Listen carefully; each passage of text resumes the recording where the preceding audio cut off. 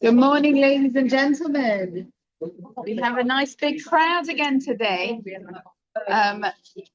The sunshine definitely helps, doesn't it? It's so lovely to get up in the morning and the world's so green and the sun is shining. And I think it does also really make us appreciate the rain, because our gardens wouldn't look as beautiful as they do if we hadn't had all this rain. So the sun, it's wonderful looking at the beautiful colors and the green in the sun, but it wouldn't be there if it wasn't for the rain. Isn't that an interesting, yeah, and you have to remember to water everything. Isn't that an interesting metaphor for our lives? A few public service announcements. Next Monday and the Monday after, I'm not here. So we will not be having our Emunah class on the bank holiday and the following week as well. I'll put it on the group, but we will meet on the Friday in between. So not this Friday, but next Friday morning, if everyone's happy to do that. We will, as a one-off, have our Emunah class on the Friday morning. So anyone who can't normally come on a Monday, but a Friday works better, please do spread the word. It's always lovely to have. I know some people actually work on a Monday morning, so it is always nice to have a mixture of different people being able to come. But that's just the schedule that's a little bit changing this month.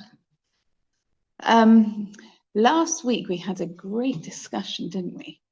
And I think it threw up lots of different ideas from people. And wonderfully, it also threw up two wonderful emails this morning. Well, one was earlier this week and one was this morning, which I always love emails because then I have something to springboard from. But really, we were talking about loving all our fellow Jews, all our people, and if there's a limit to that or not. And it was a really interesting discussion. Let's see what some of you shared, what some of you thought. So our first email. A very interesting session today with a wide range of views. Thank you. So you know it was an interesting session if someone felt that they should sit down at their computer that day because they had so much going on in their mind that they needed to share. It was too late in the session to bring this up, but while we were all calling for Jewish solidarity and compassion for those with alternative and sometimes unpalatable views to our own, it occurred to me that we should take a look at our community in general and relations between different strands. I was very heartened to see Rabbi Feldman's Facebook message of solidarity with the members of Finchley Reform Synagogue after the recent arson attack. For far too long, there has been a reluctance to have meaningful contact between Orthodox and non-Orthodox sectors of our community, certainly in public. It may be that conversations go on in private, which we don't hear about. Despite Rabbi Mervis attending Limud, the majority of mainstream Orthodox Rabbanim do not attend this wonderful festival of learning, from what I understand to be a reluctance to share a platform or somehow to be seen to be condoning non-Orthodox Judaism. I have never understood why there should be a fear of interaction by those who should be secure enough in their beliefs that they can debate with or simply be seen alongside colleagues from other parts of the community. The essence of Limud is bringing people together with diverse views for respectful debate and discussion. In Israel, the population are tearing themselves apart over the refusal of the majority of the ultra-Orthodox to serve in the IDF, which is contributing to the existential threat which Israel is facing right now. It's heartbreaking to see, and the need for unity has never been stronger. Is Rabbi Feldman a lone voice in Anglo Jewry or part of a wider trend to come together in the face of modern-day anti-Semitism? Now more than ever, we need to be united against the current threat to our way of life, which is growing by the day. We'd be interested to hear your thoughts and those of our group. Keep up the good work, and thank you for this wonderful series. There's a lot in there for us to think about, to digest, to share together. I think what's an interesting place to start from is when we're talking about all different denominations of Judaism, is that from my understanding, in America, they've already lost that battle. And I'll tell you what I mean by that. In America, orthodoxy by and large means religious. And if there's any hope of doing outreach or of connecting to people who aren't already religious, that means working together with other denominations. I think in a way, the United Synagogue, because we have this unbelievable gift of people who might not necessarily practice, fully all the mitzvot, but who believe that that's the right way of living.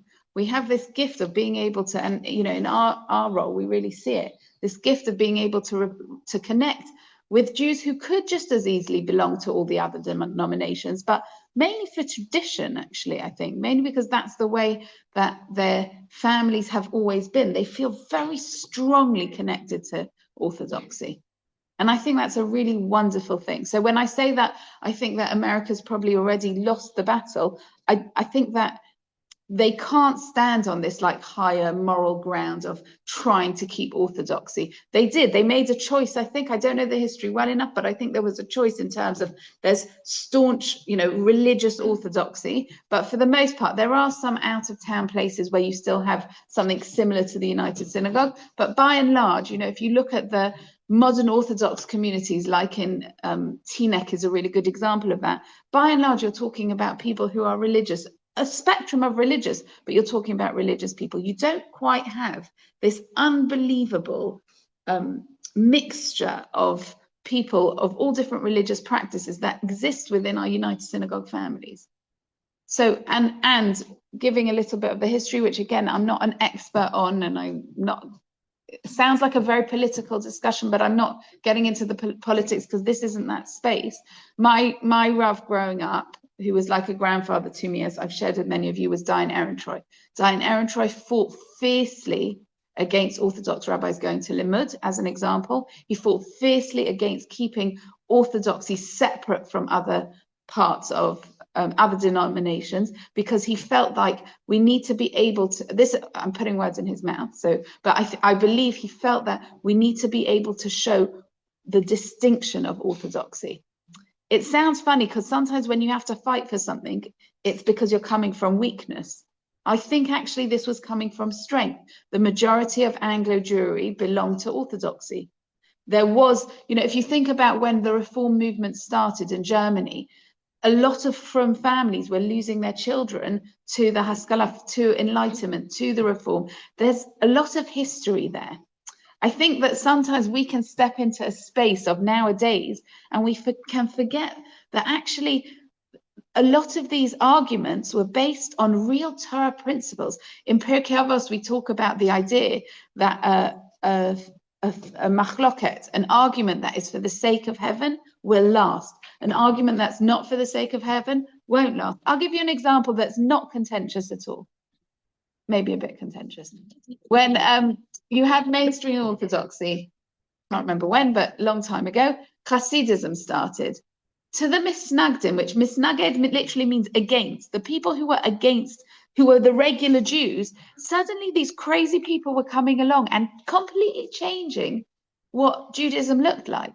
There was a real fear. There still is among some people, actually. Some of the real staunch misnagdim, they really feel very strongly that Hasidism is a terrible thing.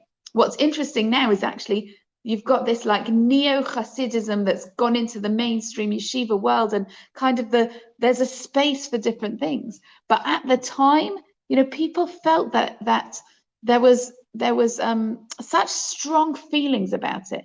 Now, what I'm not doing is I'm not comparing the difference between different strands of Orthodoxy to the difference between Orthodoxy and other denominations of Judaism. Because actually, as a Orthodox Rebbetzen, there are parts of other denominations that are very difficult for us, right? There are parts that don't sit correctly with us from an ideological perspective. But definitely, as this email shared so beautifully, we are a very small people. And what we can't afford to do is to fight amongst our own, especially because we can see that there's so many people from outside who are attacking us. So when you, yeah, please. I mean, because I've been involved before, my friend who I've worked with is she belongs to the Shul Center. she was so taken.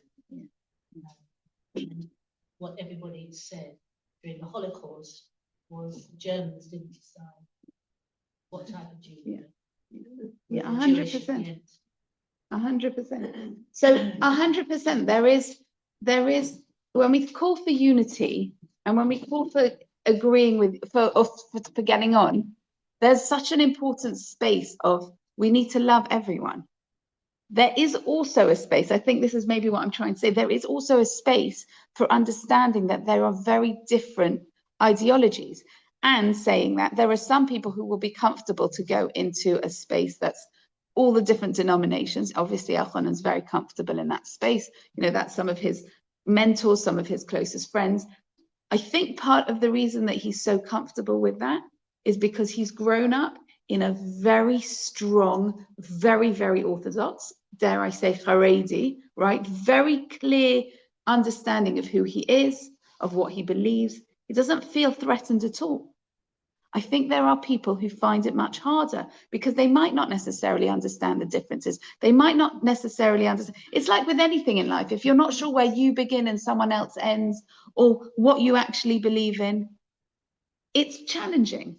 I think part of what's difficult as well when we talk about this need to come together as one people, and it's really an important thing to come together as one people, there are also complications with that, right? There are people in this room who know that when you have different definitions of what's a halachic Jew or what is a Jew, and you're talking about marriage and you're talking about relationships, it gets very, very, very painful, right?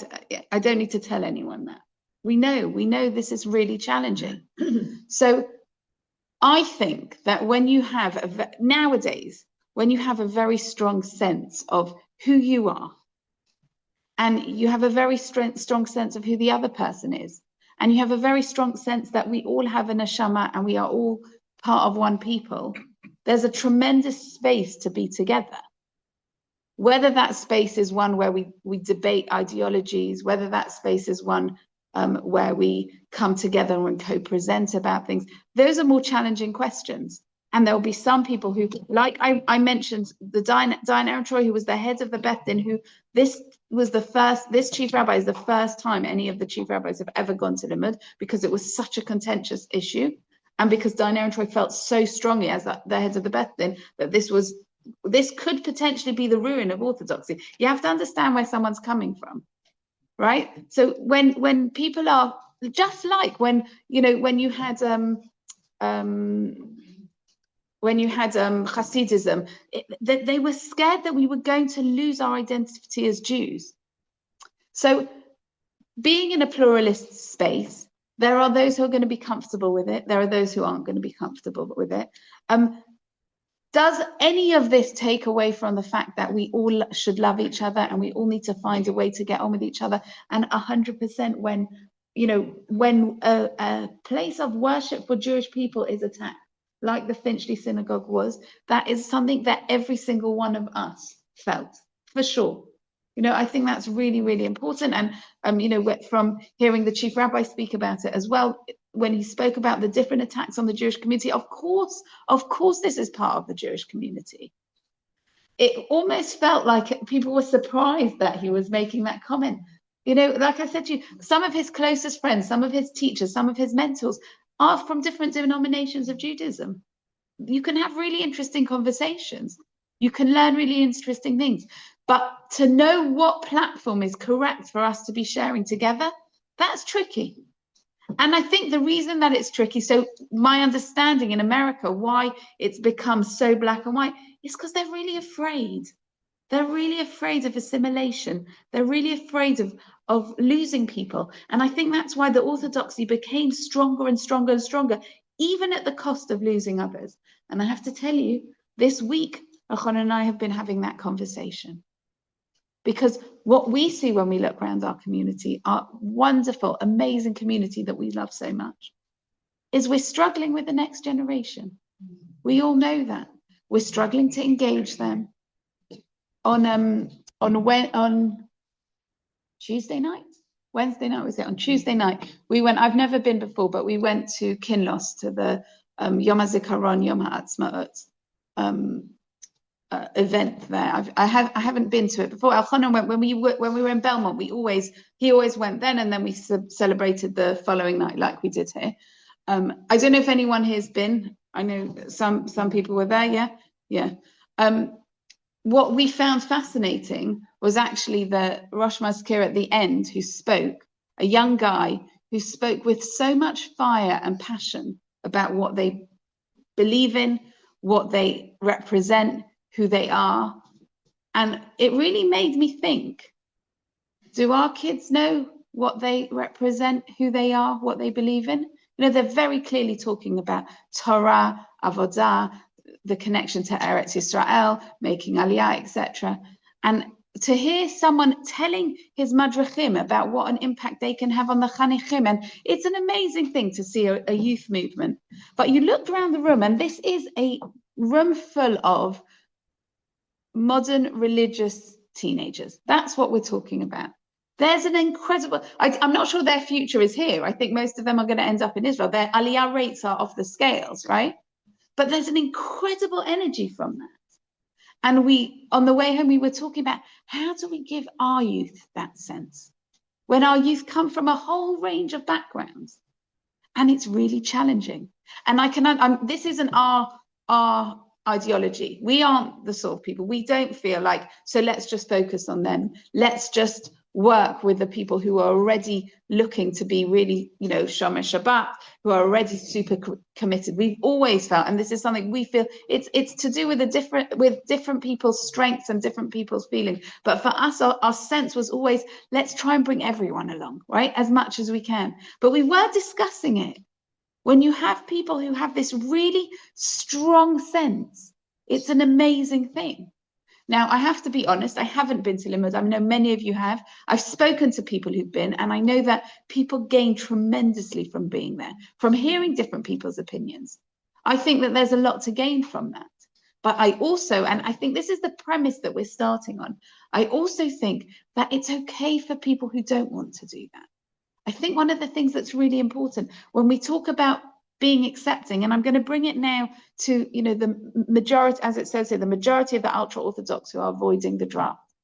It's really difficult when you believe so passionately about how unbelievable a chayalim and chayalot are, about how incredible the IDF is, about how blessed we are, and we're watching on a unfortunately almost daily basis how many of them are losing their lives. It's very difficult to then also have Ahavat Yisrael, to have love for people who ideologically, fundamentally are not okay with sending their children or going to the army. It's I'm acknowledging it's very, very hard. But part of loving, just one second, part of loving everyone means we have to love even people that we don't agree with, from one extreme or the other extreme. That is what loving everyone looks like.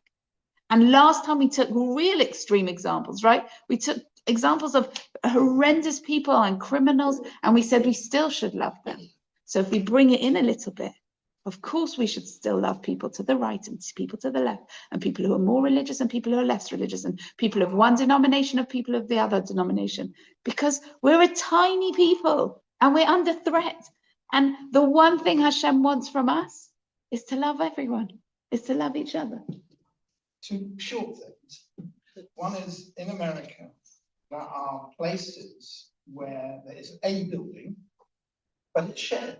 You can have Orthodox, you can have Reform, you can have Masorti in the same building, having services down the road happens here. Because it brings people together. Yeah. So it is possible. 100%. It'd be interesting if that happened here. That's a different story. No, but so this is exactly what I'm trying to say. I think here the sense was, whether it still is, I don't know, that we're still the majority, so we don't have to do that. In America, they know that if Orthodoxy doesn't share a building or doesn't work together or doesn't share a platform, we know how it works. The training college Elchanan went to, the training yeshiva in Israel, you're told to share a platform. Of course you must. Because if you don't share a platform with all the denominations, you're not going to be speaking to any Jews unless they're religious. Well, it's really nice to keep speaking in an echo chamber, but what about all the other Jews who we're losing? So if you want to do Kiruv, exactly that, share a building, do platform together, be very clear on who you are, but 100%, you know, they have religious people coming together from all different denominations, for sure. Thinking about it, Norris Lee has an Ashkenazi and a Sephardi. Yeah, yeah. That's another thing. Kill us as well. My second quick point is Yeah. maybe we've given too much, I won't say power, it's not now, but responsibility. We've given too much responsibility to the Jewish schools for the country. 100%. 100%. 100%. I think we, you know, whenever we had a Shabbat UK and we had a debate here, and should we send to Jewish schools, should we send to non-Jewish schools? The same debate that I believe has been going on for 35 years. Tell me otherwise, right? This has been the debate since forever. At the end of the day, Judaism is about families and homes. And if you give your children Judaism at home, there's never any guarantees. There is never any guarantees, but you do. They get the messages from home. What choices they make in life, they're free will beings, you know, everyone gets to choose. But if you give it the home, you know, we can't stress it strongly enough. And I was speaking to someone yesterday who's a grandmother in our community. Her children and grandchildren, some of her children and grandchildren belong to the community as well. And I said, you cannot underestimate the power of grandparents. You cannot. You cannot. Think about all of us. Yeah, I told you, I remember my Omi sitting at the kitchen table, peeling potatoes. She never had conversations with me about faith and about God and about things like this. She didn't. But of course I knew that Judaism was the most important thing to her. You cannot underestimate, you know, all of us, I always say this, all of us, the only reason that we are still here as Jews, that we haven't assimilated, that we haven't married out, that we haven't lost our line, the only reason is because somewhere there was a Bubba lighting her candles, crying, saying, please Hashem, make my children Jewish. Please Hashem, make my grandchildren, make my great children. Every one of us somewhere in our lineage has an amazing grandparents. You know, that's who we are. Going all the way back to Abraham. Think about how many people you know who they can say to you, yeah, my grandfather's mother was Jewish, but we've lost the line. Right? You know people like that, right? What did we do to deserve to be here, to be Jewish? I really believe it's coming from, you know, the power of those, and we can do the same thing for our children and for our grandchildren.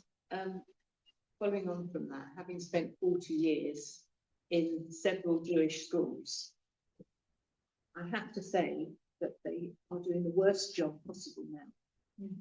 Having seen it when it started, and I was there at the beginning, you had families who were cleaving for some sort of faith. And they came into the schools and they took everything and everything that the school added and gave to them and took it home, and families moved. And I can't tell you how many Rabbonim I taught. And they didn't come from families. Yeah.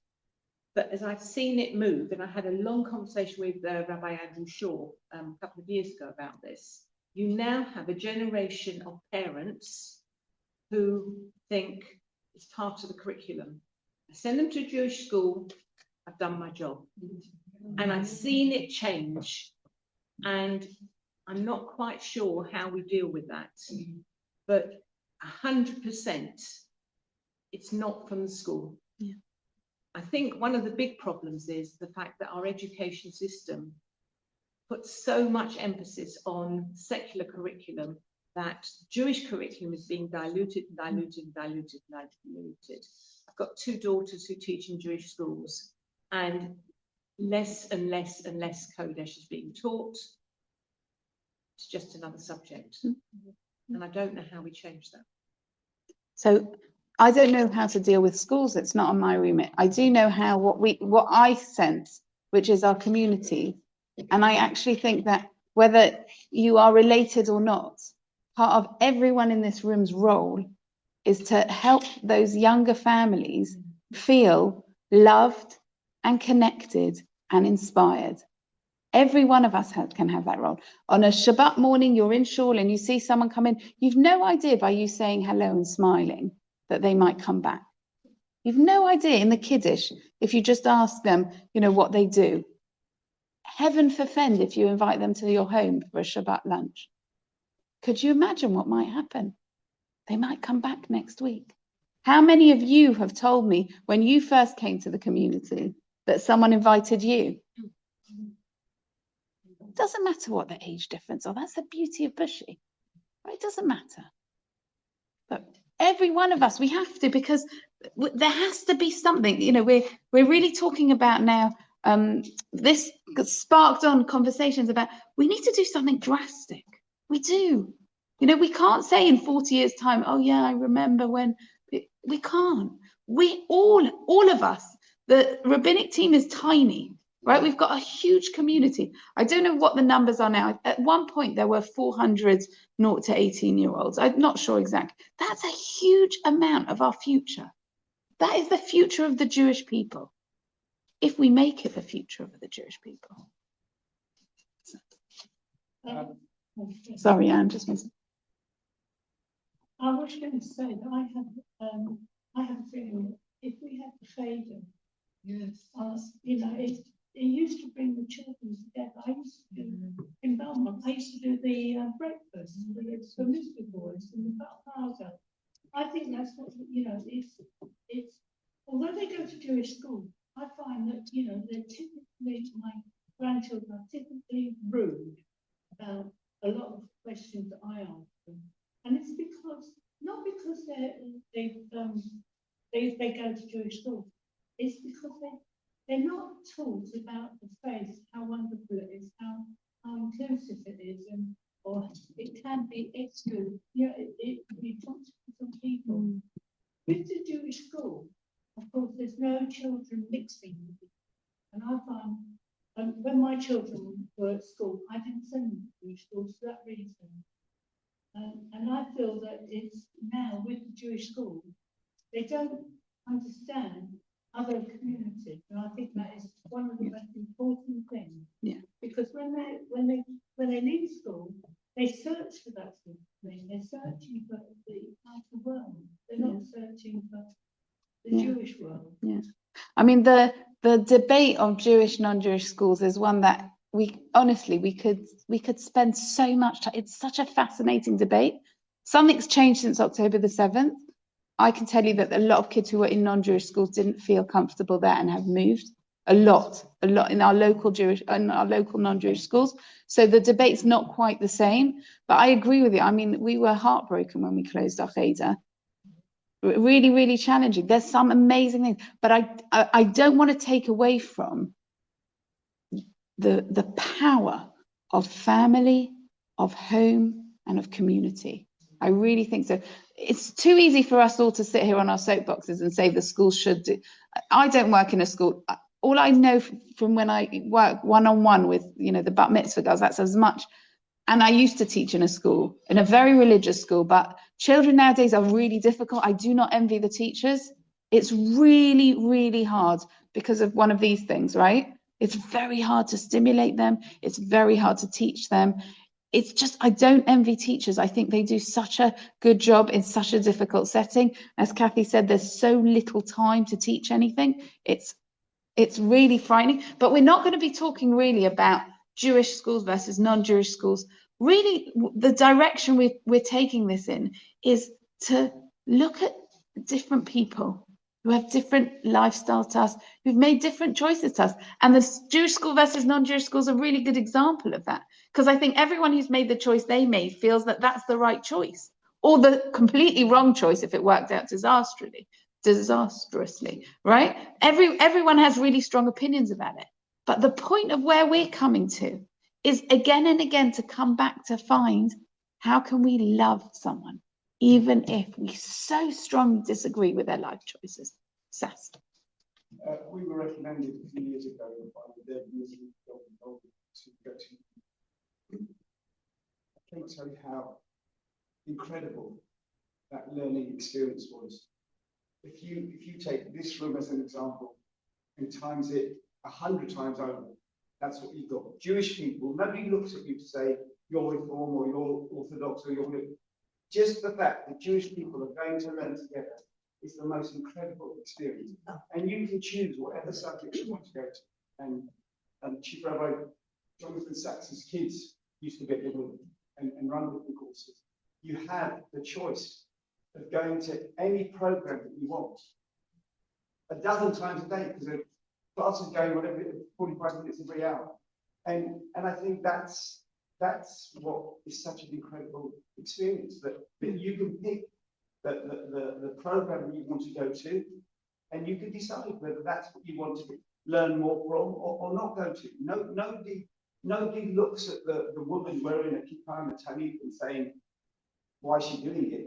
That's her choice. Your inner call, your inner belief in what you have, take you to another level. My sister belongs to an Orthodox community like ours in Connecticut. And within that area that they live, there is a huge Jewish complex that everybody uses for sports days, for swimming, for lunches, for teas, get-togethers of all different levels of Judaism. Nobody looks at those people and say, I can't share that with me. And if you look at our demographics in United Jewry here, the majority of people aren't from. They belong for death, for marriage, for burial. That criteria is a very open criteria. And if you really want to be more religious, you would go. Like we've had people in our shul go to live in another community because they want a different school for the kids, or they want a different shul for the kids. But United Jewry is exactly that. We're an umbrella to everyone. We don't say, because you're less religious, you can't come, and because you're too religious, you can't come. Yeah. It's an open umbrella. 100%. And I think that's what we love. We love the idea that it's everyone together. I have to say that whether we do or don't go to Limud personally, we talk about it. You know, we have a young family. It wouldn't be necessarily something where our kids would feel comfortable. It has to be the right time, etc. But in my mind, if that's where there's Jewish people who want to learn and we have something to teach them, then that's an incredible thing to be able to do. And I say that knowing that my Rav, who's not alive anymore, but felt so strongly against that. But I think that times have changed. And as you say, this is where so many people are. It's an incredible idea of people coming to learn. I think that there's lots of different spaces where you can teach lots of Jewish people, but this is the space where there's loads of people. And I spoke to someone not from this community, but someone who went this year, and literally that's what I heard from her. And it was really interesting for her to hear different opinions. It's not made her say, I'm going to switch my denomination. She's learned something. I have what to learn. Just what I add to that, we recommended the move to a friend of ours whose father was a Holocaust survivor. He married a non-Jewish person, Catholic person, devout Catholic, 10 times more religious, and they went to the wood. And she loved it. She loved the fact that she could learn so much more from the Judaic side. Yeah. He loved it, but for different reasons. But it's that type of environment. Yeah. But when you hear somebody speak, and you can lift up your spirits by the way that they're speaking, and that's the effect of it. Thank you. We've been to Limud a few times, but not for quite a long time. But in the period when we were going, it was the youngsters who were running it, and they were amazing youngsters, and lots of them we know who are now leaders amongst their own groups in London. Yeah. And so I think it's a place where everybody can learn something.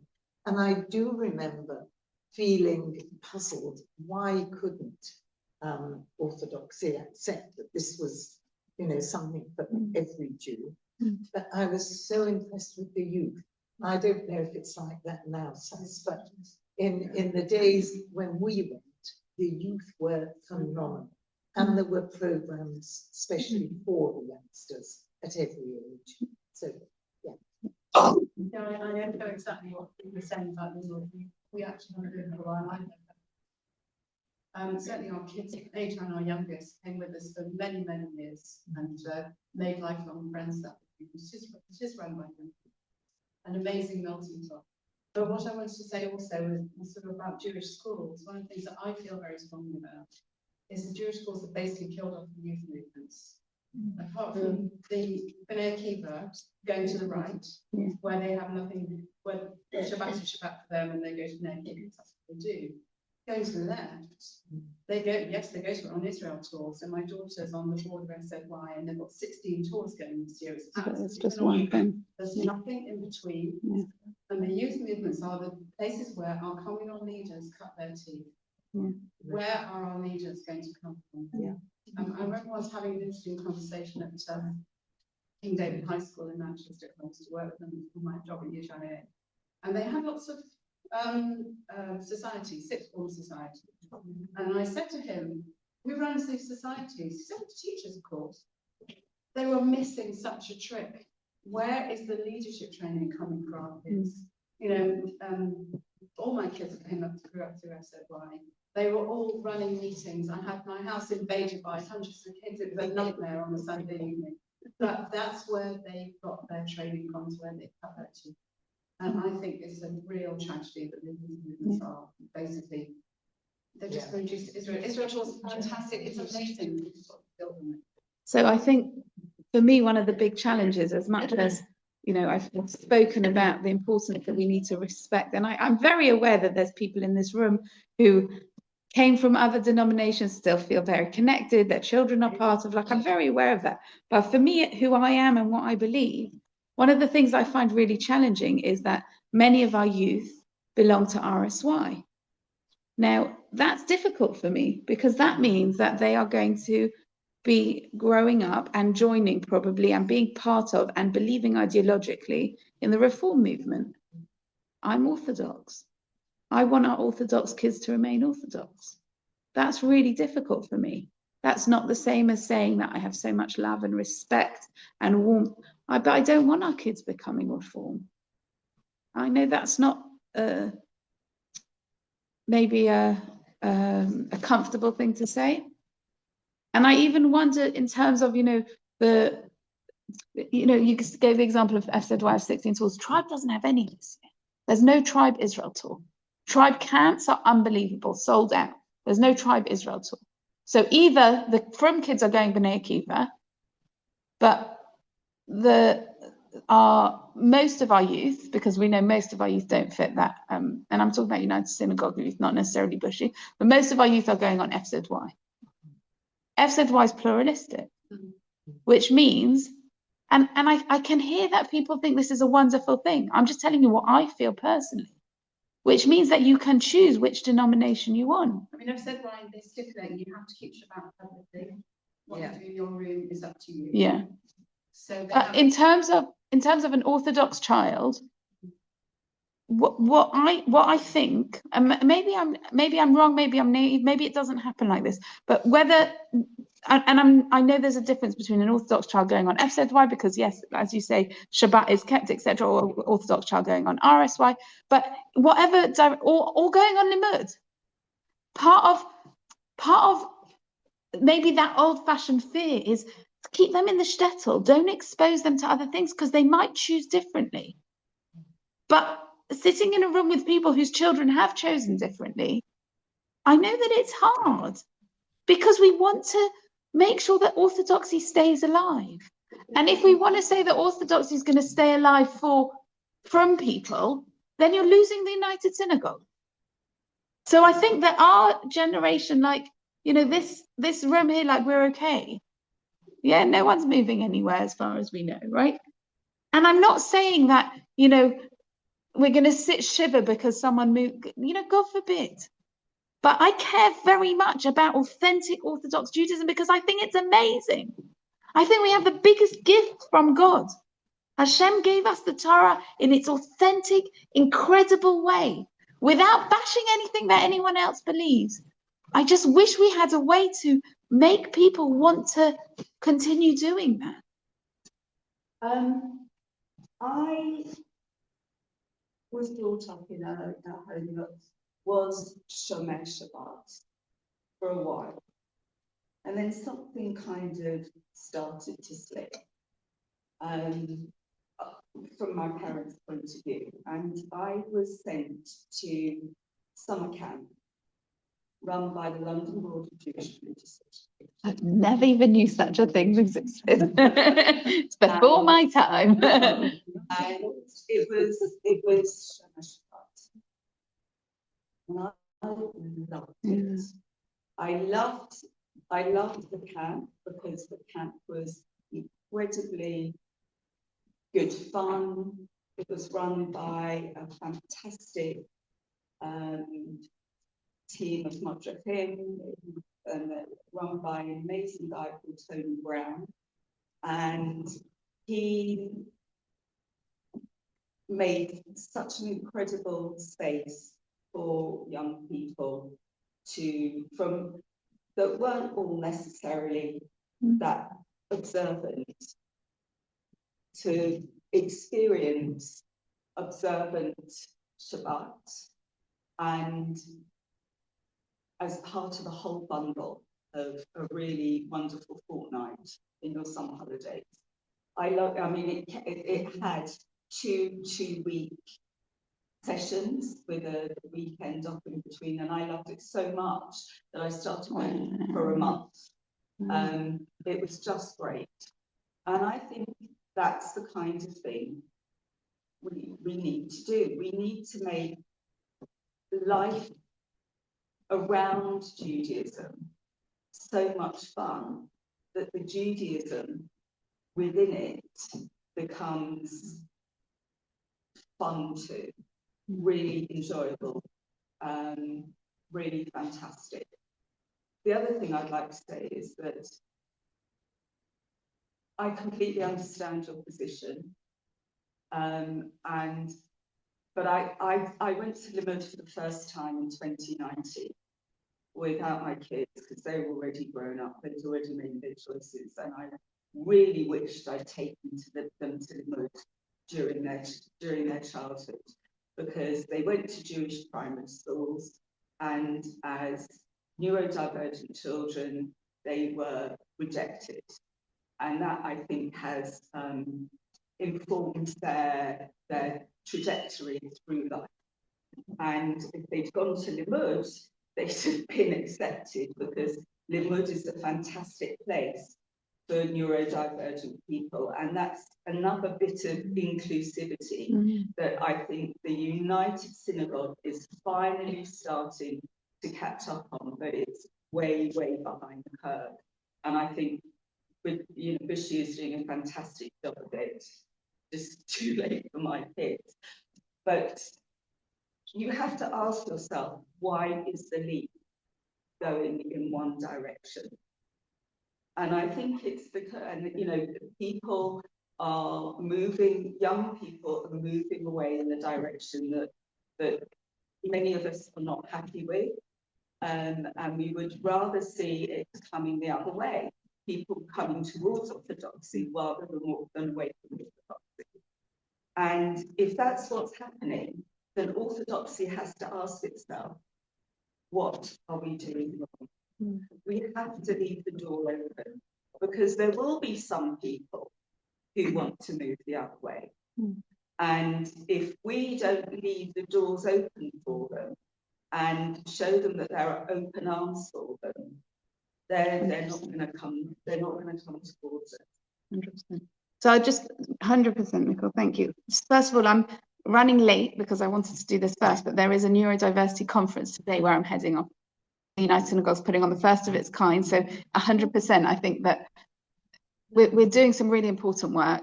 It takes time. They're talking about a camp for neurodivergent, a tribe camp for neurodivergent people. I'm actually tempted for the first time ever.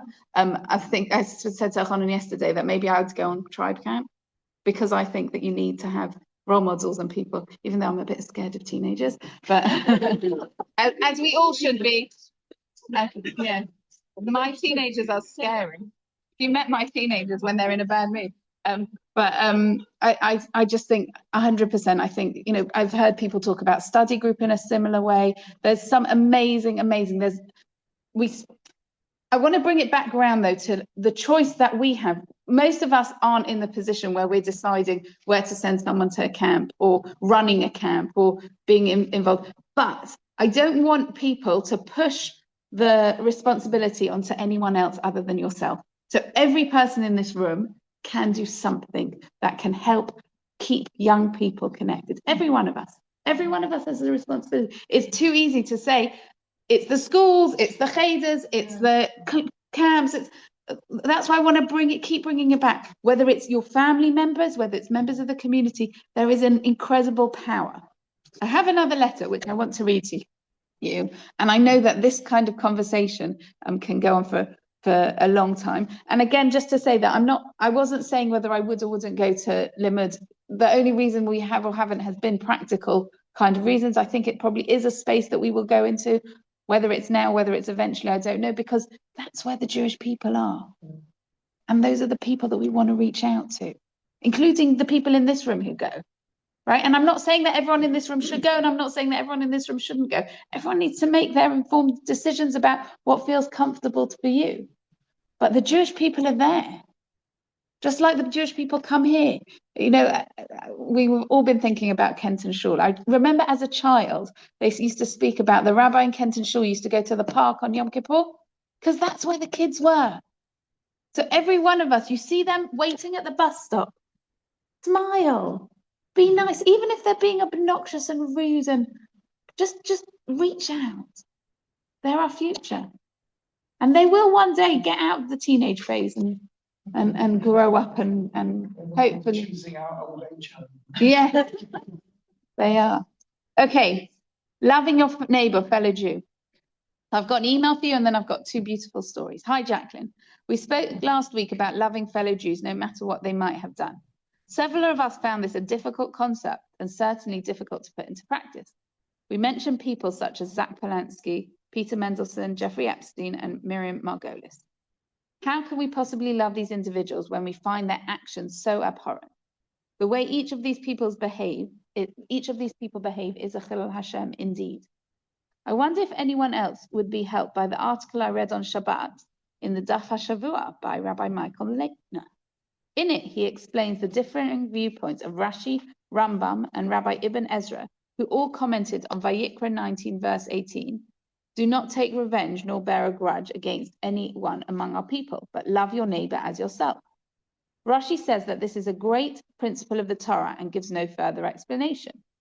In contrast, Rashi's grandson, Rashbam, analyzes the phrase.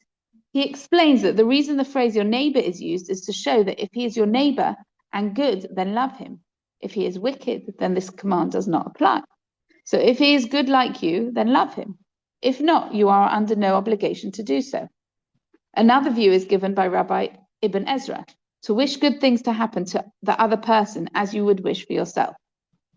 I know we spoke about these meanings last week, but I found this article very helpful in clarifying and making sense for those of us who find it hard to love those Jews whose views and behavior is so distant from our own.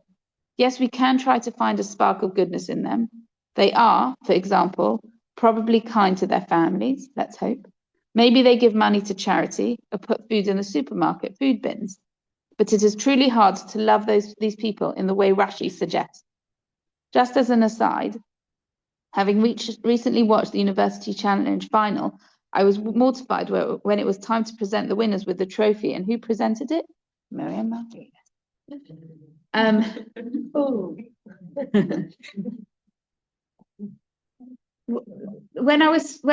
told you last time when we had this discussion on Shabbat with Elchanan about there are parameters of who is still considered Reyecha, who is still considered part of our people, right? There are parameters in terms of even, in terms of if people are aware that unless you've got pasteurized wine, if your wine is not mevushal, and it says it on the kosher wine bottle, a non-Jewish person cannot touch the bottle of wine when it's open and cannot pour for it. Now, the grape juice that we got on Pesach was not mevushal, which made it very complicated because I have a cleaning lady that comes to my house. And if she touches the bottle of wine or moves it or pours from it or just takes it from one place and moves it, cleans the fridge, then that's a problem. So I actually sealed the bottle. I'll tell you a funny story. I sealed the bottle of wine with lots of sellotape so that it's sealed now. We had a youth dinner in our home on Friday night, and our two wonderful youth directors, Esty and Mendy, were there with a group, and they didn't have grape juice and they saw this bottle. So they thought it looked a bit strange, but it's open, but it's sealed up with sellotape. So they decided to open the grape juice. And then on Shabbat lunch, we were with them and they said, "We're so sorry.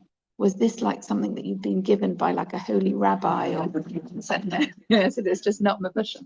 But it is an interesting question. If you're going to start considering who is still considered part of our pack and who isn't, there are halachic parameters. But we're not talking about halachic parameters because I'm not a halachist and I don't know them. But if we are going to start talking about this person is in our camp and this person is out of our camp, and you think about all the different people that don't sit comfortably with us, we are going to run into trouble because we're tiny. And as soon as we start cutting out people, where do you draw the line? And we're not going to be doing that. That was our conclusion from last time. But I think it's so helpful to hear there are different opinions. There are different ways. And if you really need to know, like from you're inviting, we said last time, if you've got one of these people knock on your door and coming to you for a Shabbat and you've got non-mevushal wine on the table and you're not sure, are they considered part of our people anymore or not? Then ask a halachic question. It's a technical question. That's fine.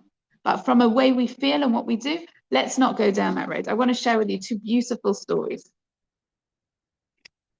And they both come with pictures that are printed in black and white, but that's okay.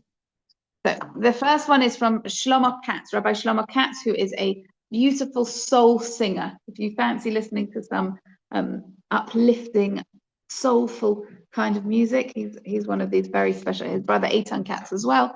They're just very soulful kind of Jews, Hasidic light-ish kind of Jews, let's say. And he wrote a post on Facebook. This morning, I had a few minutes to eat something before my flight. I sat down and I heard a voice next to me that felt familiar. You know that feeling? Like your neshama, like your soul recognizes someone before your mind catches up. He turned his head. It was Eli Sharabi. For a second, I didn't know what to do. This is a person we've all been davening for. A person who was in the tunnels whilst we were saying Tehillim, trying to hold on to something. His wife, his daughters, and his brother all murdered. I didn't want to bother him. I really didn't. But then he looked at me, and something in me just couldn't stay quiet. I told him, I don't even know if I said it right, that while he was down there, I found myself standing outside his house in Be'eri, trying to understand something that can't be understood. And I told him the truth. I never thought I'd sit next to you. I still don't understand how you're here. He listened, and then, very simply, he said, we have the most beautiful nation. We're about to read a double parsha this Shabbat, Acharei Mot followed by Kedoshim, after death followed by holiness, Kedusha. I keep thinking about that, because if you told us even a few months ago what some of our brothers and sisters went through, what Eli went through, what the hostages are coming back from, there's no language for it. They went into places that no human being should ever have to see, literally into the valley of death. And then they can't come back. And you hear what they're saying. You hear how they're looking at Am Yisrael. You hear the love. You hear the Emunah. Eli looks at everything and he says, we have the most beautiful nation. I don't know, it does something to you. It's as if from within the darkness itself, something pure is coming out. Maybe that's what Acharei Mot really means. Not just after death, but what directly comes out of it. Kedusha, Kedoshim, holiness. And it's not because everything was okay or made sense in the end, but because somehow, out of the darkest place, a Yid is still able to see Kedusha, to see holiness.